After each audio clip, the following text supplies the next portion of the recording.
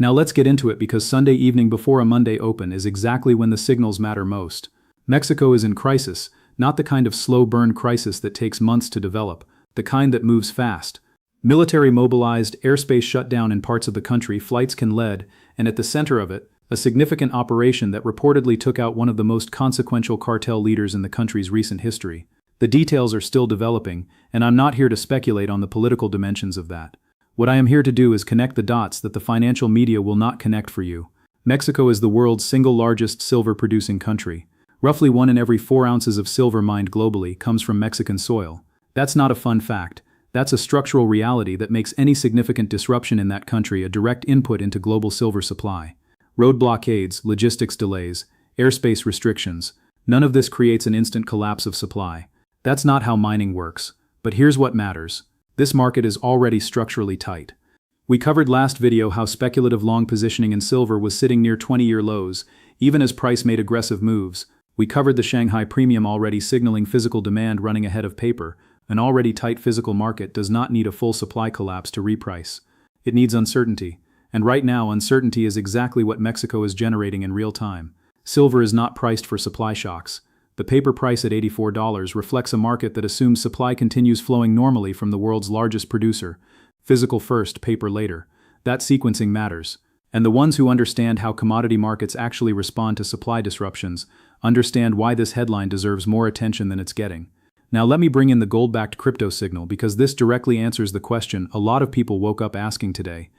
PAXG, the gold-backed token that trades 1-1 with physical gold, is currently showing a $50 premium above Friday's Western closing price. Gold Western spot closed the week around $5.98. The token is pricing above that right now on a Sunday before Western markets have opened. What does that tell us? Crypto markets trade around the clock. Gold-backed tokens like this one essentially function as a real-time proxy for gold sentiment when traditional markets are closed. When you see a $50 premium developing on a Sunday evening before Monday's open, what you're observing is market participants bidding up gold exposure during hours when they can't access futures or spot markets directly. That is a forward signal, it's not a guarantee. Markets gap and fill, liquidity plays tricks, and one instrument's weekend pricing doesn't write the script for Monday's institutional open. But it is directional information that the informed minority pays attention to while everyone else waits for CNBC to explain what happened after the fact. If gold follows that signal, the level to watch is the previous week's high, specifically the high set on Wednesday the 11th of February, which also represents the prior weekly high. That's the structure gold needs to clear to confirm momentum continuation. Now I want to be very clear about something. This is tape reading education for people who do short-term trading. I am not calling price. I am not giving you a signal. I am showing you the structure as it exists. Because understanding how professional traders read price action is part of the financial warfare education this channel exists to provide. One critical context point here that changes how you interpret any Monday move. Shanghai remains closed Monday. It reopens Tuesday. That means liquidity will be lighter than a typical Monday session. Thinner liquidity environments can amplify moves in both directions. A gap up in gold with Shanghai offline could look more dramatic than the underlying demand actually warrants. And a reversal in that context can be equally sharp. The ones who trade short time frames need to hold that in mind. Light liquidity is not confirmation. It's a condition that demands more caution, not less. On silver structure specifically, the lower time frame picture is still intact as of this recording. The next objective the tape is pointing toward is $86.30, which also happens to line up with a prior weekly high. That's confluence. When a technical level and a structural market memory point align at the same price, it carries more weight than either one in isolation. Above that, there is a resistance zone spanning from $87.2 to $89. And this is important. That zone is not a ceiling to slowly grind through. If silver enters that range and consolidates, it loses momentum. What needs to happen at that level is decisive force. Price moving through it with volume and conviction, not spending time camping inside it. Again, this is tape reading for the people who work shorter time frames. Not a signal, not advice, just the structure as it reads right now. Now here's the mid-reveal. The layer that connects all of this to something much larger than a Sunday night premium or a Mexican airspace closure. We talked last video about the dollar share of global reserves hitting its lowest level in 32 years. Central bank gold holdings now exceeding treasuries for the first time since the mid-90s and the COMEX delivery situation that's been developing quietly in the background. Let me add to that now.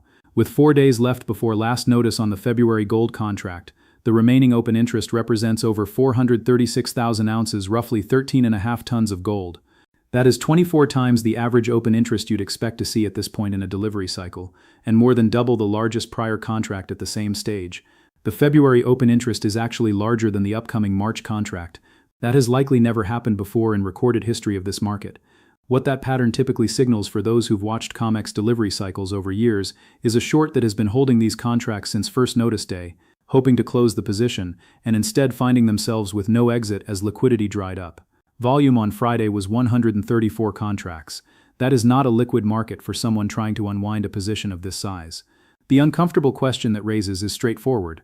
Does this short have the physical metal to deliver? If the answer is no, the playbook from prior episodes of this pattern involves one of the major bullion banks stepping in to issue delivery notices in the final days, which creates its own disruption. The physical market is tight, the calm structure around the February contract is anomalous, and we are heading into a Monday open where gold-backed crypto is already pricing a $50 premium before Western institutions have even opened their terminals. G. Edward Griffin documented in Creature from Jekyll Island how concentrated short positions in paper gold markets function, not just as trades but as structural tools for price management. He was dismissed as a conspiracy theorist when he wrote it. Since then we've seen the J.P. Morgan precious metal settlement $920 million, September 2020, and documented CFTC enforcement actions that confirmed exactly what he described. The pattern he identified in historical context is not theoretical. It has case numbers, it has settlement figures, it has admission of guilt, and what we're watching in the current February contract open interest anomaly rhymes with every prior instance where a naked short found itself trapped with no physical to deliver and no clean way out. The geopolitical backdrop adds another layer, that the financial media is actively choosing not to connect to metals pricing. The situation with Iran has not resolved, it has reclassified. The US has indicated acceptance of Iran's right to maintain uranium enrichment. That sounds like de-escalation. It isn't necessarily. Military assets, significant military assets, have been moving toward the Middle East in numbers not seen since 2003. When you move that kind of hardware toward a region and then accept a diplomatic proposal, you don't automatically retract the hardware. The strike risk has not been eliminated by the negotiation. It may have simply been paused. Markets that are pricing metals at these levels are partly pricing geopolitical tail risks that haven't resolved. They've only moved from front-page news to background noise. And in the background of all of this, a monetary regime shift is quietly accelerating. Since the 1970s, global currency reserves have been anchored to US dollars and treasuries.